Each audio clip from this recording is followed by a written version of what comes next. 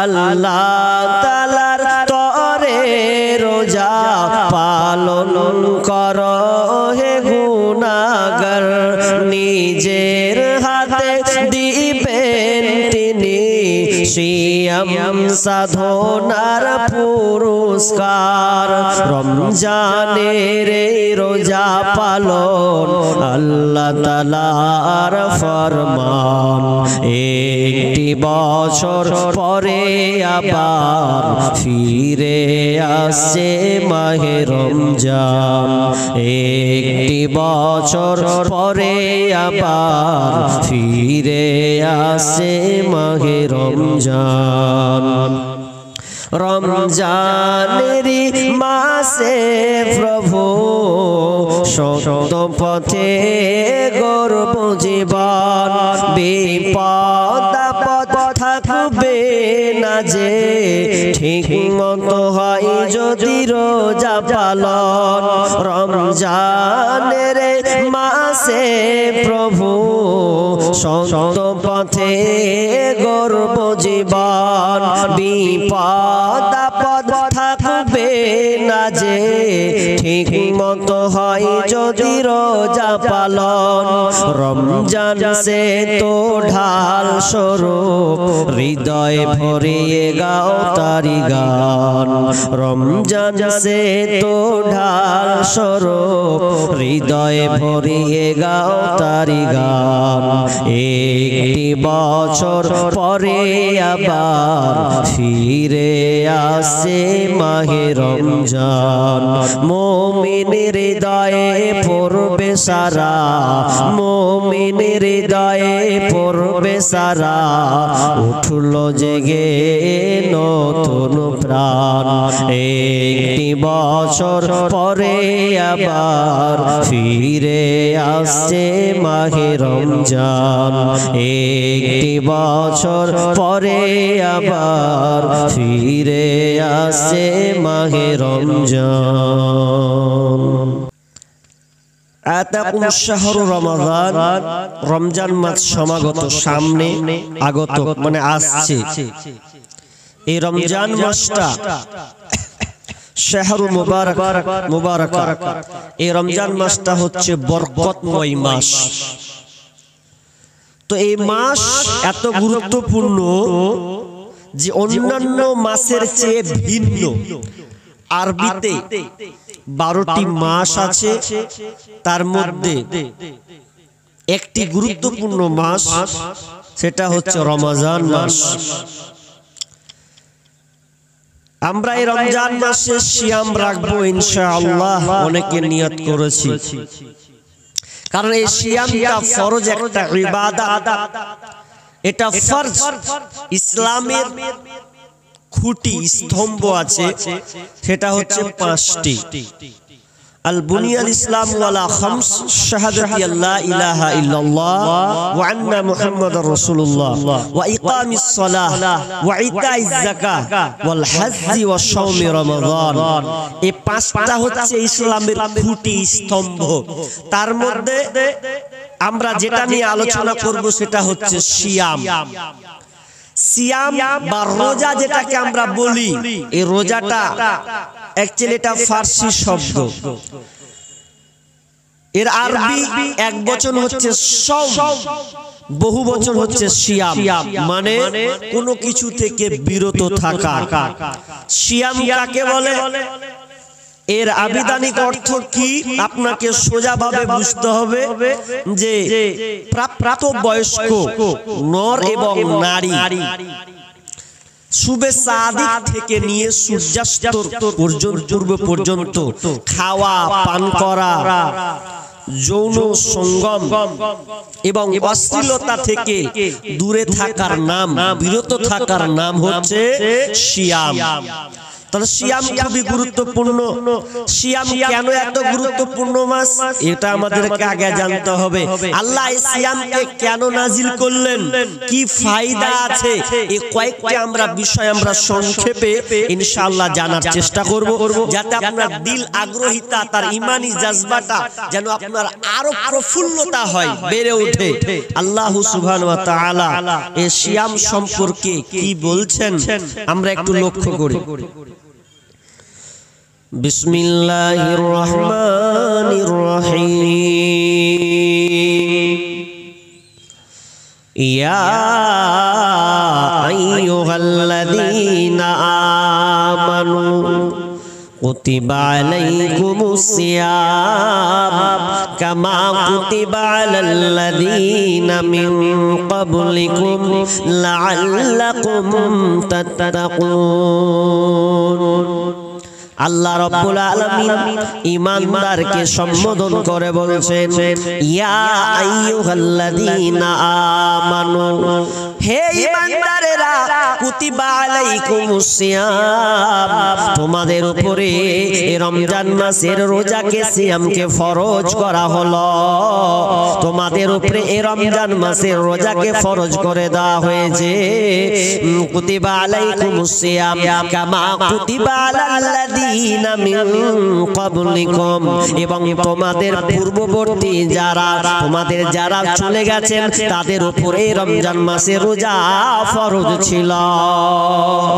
শুধু আমাদের উপরে রমজান মাসের রোজাকে ফরজ করা হয়েছে তাই নয়, আল্লাহ আমাদেরকে স্মরণ করিয়ে দিয়েছেন, তোমাদের উপরে যেমন রোজা ফরজ করা হয়েছে, শুধু তোমাদের উপরে নয়, পূর্ববর্তী তোমাদের খানদান যারা, বংশ পরম্পর যারা নবী আউলিয়া, তাদের উপরেও এই রমজান মাসের রোজা ফরজ ছিল। তবে এই রমজান মাসের রোজা কি তা এই আমাদের বর্তমান যেভাবে চলে সেরকম কি রোজা? না না না, এক একটা নবীর এক এক রকম সিয়ামের একটা নিয়ম জারি ছিল। যেমন নূহ আলাইহিস সালাম, নূহ আলাইহিস সালামের সময় রাসূল সাল্লাল্লাহু আলাইহি বলছেন, নূহ আলাইহিস সালামের যুগে এই নবীরা, তাদের সে কম তার দলেরা রমজান রোজা রাখতো কেমন? তো ঈদুল ফিতর এবং ঈদুল আযহা বাদ দিয়ে তারা সারা বছরে রমজান আপনার কিনা সিয়াম পালন করত। শুধু তাই নয়, মুসা আলাইহিস সালামের জামানায় রোজাটা একটু ভিন্ন ছিল। বিশ্বনবী যখন মক্কা থেকে মদিনা হিজরত করলেন, হিজরত করার পর তিনি দেখতে পেলেন ইহুদিরা সিয়াম রোজা রাখছে। তাদেরকে জিজ্ঞাসা করা হলো যে তোমরা এই রোজাটা কিসের রোজা রাখছো? তারা উত্তর দিল, এই দিনটা এত গুরুত্বপূর্ণ দিন যে এই মুসার কওম, অর্থাৎ এই বনি ইসরাইলের কওমটাকে আপনার জালেম থেকে নিরাপত্তা দিয়েছে, তাদেরকে জালেম শাসক থেকে বাঁচিয়ে দিয়েছেন, আর ওদেরকে মেরে আপনার কিনা তাদেরকে খালাস করে দিয়েছেন। এই জন্য এই গুরুত্বপূর্ণ একটা দিনের জন্য নবী মুসা সিয়াম পালন করেছেন। এই জন্য সে ইহুদিরা সিয়াম পালন করে। তাহলে মুসা যুগেরও আমরা রোজা দেখতে পেলাম। এইভাবে করতে করতে যদি আপনি দাউদ আলাইহিস সালামের যুগে চলে যান, দাউদ আলাইহিস সালামের সময় সিয়াম, আল্লাহর বিষ্ণু বলছেন, আল্লাহর কাছে প্রিয় রোজা ছিল এই দাউদ আলাইহিস সালামের রোজা। এই রোজাটা কেমন ছিল? একদিন রোজা রাখতেন, একদিন করে ছাড়তেন, একদিন রাখতেন, একদিন করে ছাড়তেন। শুধু নাই, এ করতে করতে করতে করতে ঈসা আলাইহিস সালামের পূর্বে তারপরে প্রমাণ পাওয়া যায়, মারিয়াম আলাইহিস সালাম তিনি বলছেন, ইন্নী নাযারতু লির রাব্বিল আম, ইন্নী নাযারতু লির রহমানি সাওমান। মারিয়াম আলাইহিস সালাম বলছেন যে আমি আল্লাহর উদ্দেশ্যে মান্নত করেছি, অতএব আমি কারো সঙ্গে আজকে কোনো কথাই বলবো না। সূরা মারিয়াম 26 নম্বর আয়াত। তার মানে এতগুলো থেকেও প্রমাণ পাওয়া যায় পূর্বের রোজা নিয়ম প্যাটার্ন একটা নিয়ম সিস্টেম ছিল, কিন্তু আমাদের মতন এই রোজাটা ছিল না। শুধু তাই নয়, তার থেকে আরো কঠিন ছিল। দ্বিতীয় হিজরিতে এই রমজান মাসের রোজা ফরজ হলো দ্বিতীয় হিজরিতে, কিন্তু তার পূর্বে যে রোজাগুলো ছিল খুবই জটিল, এবং রোজা হলো তারপর রোজা হয়েছে খুবই জটিল। কেমন জটিল? প্রমাণ পাওয়া যায় যে মাগরিবে রোজা ধরবে বা রাত্রে রোজা ধরবে, এই মাগরিব থেকে নিয়ে এশার মানে মধ্যেকার সময়টা, এই সময়ে খাওয়া দাওয়া করে নিল, ব্যাস ঝামেলা শেষ। এবার তারপরের দিন যখন রোজা ভাঙবে বা ইফতার করবে, তো ইফতার করার সময় ও খাবার খেতে হবে, তা ভাঙতে হবে। এখন যদি ওই লোকটা খাবার যদি না খেয়ে যদি কোনো রকম যদি ঢুলে যায়, ঘুমিয়ে যায়, তাহলে ওকে আর কিছু খেতে হবে না, ও খেতে পাবে না। আবার ওকে পুরোনাই আবার ওকে একটা দিন রোজা রাখতে হবে। কত ঝামেলা, খুবই কষ্ট ছিল। কিন্তু আমাদের জন্য আল্লাহর রাসূল তিনি আমাদের জন্য সহজ করে দিয়েছেন।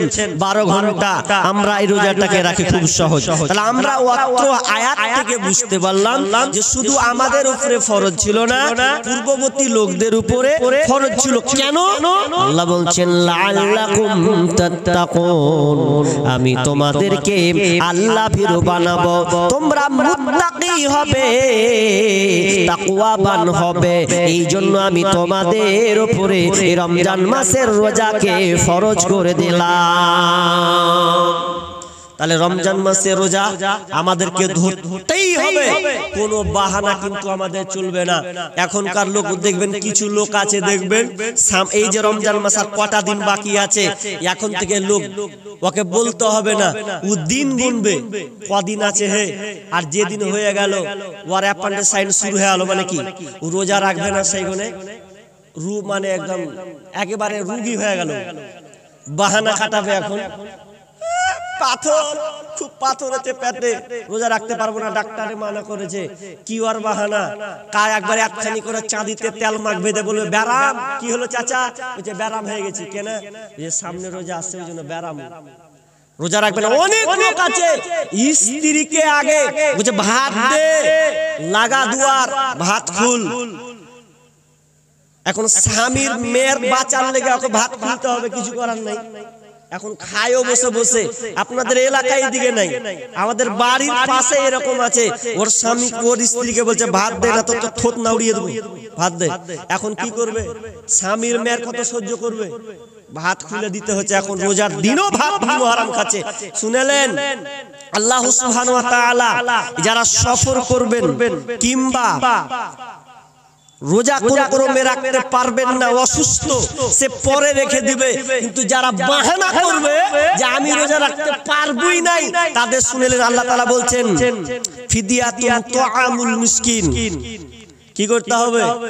রোজা যদি রাখতে না পারো, তাহলে ওই প্রতিদিন জয়টা পারবে না, তো একটা মিসকিনকে অন্নদান খাবার দিতে হবে। তা আপনার দিনে কত টাকা খরচা হয়?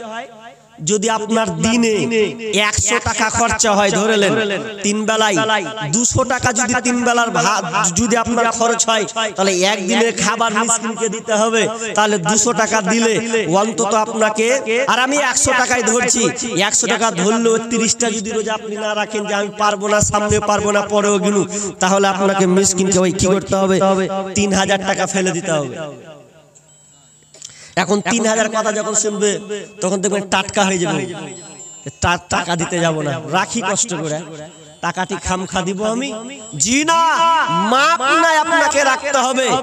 বিশ্বনবী বলছেন, আল্লাহ রাসূল মিম্বারে উঠলেন, মিম্বারে উঠে প্রথম ধাপ আমিন, দ্বিতীয় ধাপ আমিন, তৃতীয় ধাপ আমিন। সাহাবীরা তো আশ্চর্য হয়ে গেলেন যে আল্লাহ রাসূল এটা আবার কেমন হলো?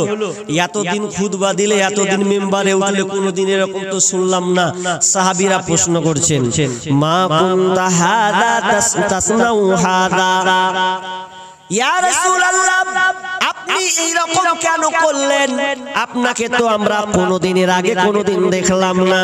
এবার বিশ্বনবী বলছে, ও আমার সাহাবীরা, এই মাত্র জিবরিল আমিন এসেছিল।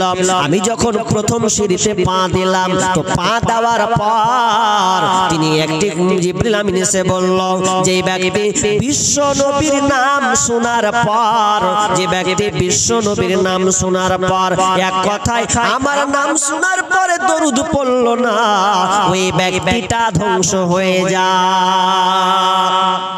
ধ্বংস কে? আল্লাহ রাসূলের নাম শুনলো, নাম শোনার পর আপনি করে বসে আছেন, দেখবেন অনেক লোক জুম্মার খুতবা শুনে মসজিদে কতবার মৌলবীতে যে বলে মুহাম্মদ, আর আপনি খেলাল খাপড়ার মতন এরকম করে আছেন। মুখ নড়াতে হবে। যেমনি কোনো কেউ আপনার সামনে মুহাম্মদ শব্দটা নিবে, তখন আপনাকে বলতে হবে কি সাল্লাল্লাহু আলাইহি ওয়াসাল্লাম। যদি না বলেন কি হবে? বদদুয়া। আমার বদদুয়া লয়, নবীর বদদুয়া কি? আমিন বলা মানে যে নবীর নাম শোনার পর দরুদ পড়লো না, ওই ব্যক্তিটা ধ্বংস হয়ে যায়। নাম্বার 2 নম্বর সিঁড়ি পাম। এবার বলছেন তৃতীয় কেন আপনি বললেন?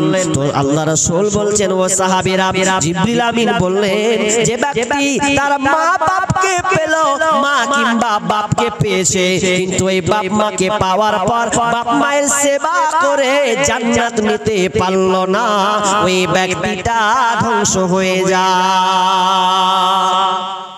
মা বাপ বেঁচে আছে, বাপ মায়ের খিদমত করতে পারলে না, মা বাপ তার উপরে অসন্তুষ্ট নারাজ হয়ে আছে, তাহলে তুমি জেনে নাও তোমার মতন হতভাগা পৃথিবীতে কেউ নাই। মা বাপ বেঁচে আছে, মা বাপ তোমার ব্যবহারে কষ্টে জীবন কাটায়, আর তুমি এক রাস্তা দিয়ে মসজিদে নামাজ পড়বে আর আল্লাহ বিল্লাহ করে বেড়াবে, আর বাপ মাকে তুমি কষ্ট দেবে। ওরে নাদান, শুনে লাও, তোমার জন্য বিশ্বনবী বদদুয়া দিয়েছেন, তুমি ধ্বংস হয়ে যাবে, তুমি ধ্বংস হয়ে যাবে। কারণ বাপ মাকে নারাজ করে তুমি দুনিয়ার বুকে চলতে পারো না। যদি বাপ মা নারাজ হয়, আমি তো মা বাপের ব্যাপারে আপনাকে আলোচনা করব না, তবে শুনেলেন কোরআনে যতগুলো আয়াত আছে, কোরআনে আল্লাহ তাআলা যত বিষয় আলোচনা করেছেন, আমার ক্ষুদ্র জ্ঞানে আমার বিভিন্ন বই রিসার্চ করে আপনাকে যা পেয়েছি আপনাকে বলছে। কোরআনে মা বাপের ব্যাপারে একটা করে যত বর্ণনা করেছেন, বুঝিয়ে দিয়েছেন। এইরকম কোন বিষয়ে অন্য কোন বিষয় এতটা একটা করে বোঝানো হয়নি। কারণ মা বাপ এত দামি জিনিস যে বাপ মা যদি নারাজ হয়ে যায়, তাহলে আপনি ধ্বংস, এবং আপনার কোন ইবাদত আল্লাহর কাছে গ্রহণযোগ্য হবে না। এই জন্য আপনাকে এই বাপ মায়ের খিদমত আপনাকে করতে হবে, কারণ বাপ মায়ের অবদান এতটা আছে। তুমি যেদিন বিবাহ করবে, তোমার যখন বাড়িতে সন্তান আসবে, সেদিন তুমি বুঝতে পারবে বাপ মা কাকে বলা হয়।